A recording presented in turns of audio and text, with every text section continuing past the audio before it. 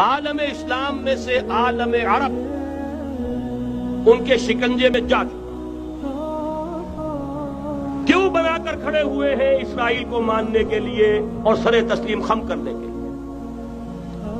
بہرحال نوٹ کر لیجئے، عالم عرب جا چکا۔ کوئی دن کی بات ہے، میں سنسنی پیدا نہیں کرنا چاہتا، لیکن حالات اور واقعات سے نگاہیں بند کرنا بھی کوئی دانش مندی کی بات نہیں ہے۔ یہ ایودھیا کی مسجد شہید کی گئی، ابھی یہ ایک بہت بڑا مزار جو ہے شہید کیا گیا، اور اس کے ساتھ کئی مسجدیں شہید کی گئی۔ یہ سب کیا ہے؟ یہ مسلمانوں کی نفس دیکھی جا رہی ہے کہ کوئی غیرت اور حمیت نام کی کوئی شے باقی ہے؟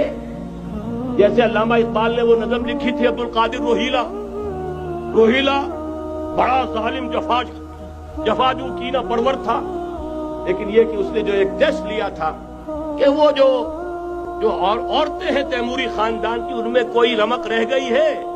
معلوم ہوا کہ نہیں، کہ غیرت نام تھا جس کا گئی تیمور کے گھر سے، ختم، غیرت نکل گئی۔ اسی طرح ایودھیا کی مسجد، اب چرار شریف، اور یہ کوئی دن کی بات ہے کہ اب مسجد اقصی کا نمبر آیا کہ آیا، اس کے لیے پوری تیاریاں ہو چکی ہیں۔ یروشلم کا مشرقی حصہ خالی کرایا جا چکا ہے، اس کے اندر اب پورا تسلط یہودی کر رہے ہیں، یہاں تک کہ اب کے یاسر عرفات صاحب نے بھی کچھ نہ کچھ جو ہے احتجاج کی بات کی ہے، حالانکہ اب تک ہر بات مان کر منقار زیرے پر تھا، لیکن یہ کہ ایک وقت آتا ہے آخر کار اسے بھی کچھ بولنا پڑ گیا ہے۔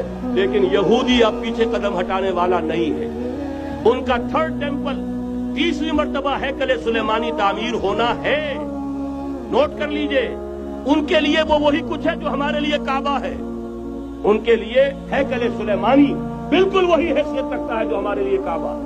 وہ ہیکل سلیمانی ایک مرتبہ پہلے نبوکدنضر کے ہاتھوں مسمار ہوا، پھر سن 70 عیسوی میں ٹائٹس کے ہاتھوں مسمار ہوا، سن 70 کے بعد آج 1995 میں کتنے برس ہو گئے؟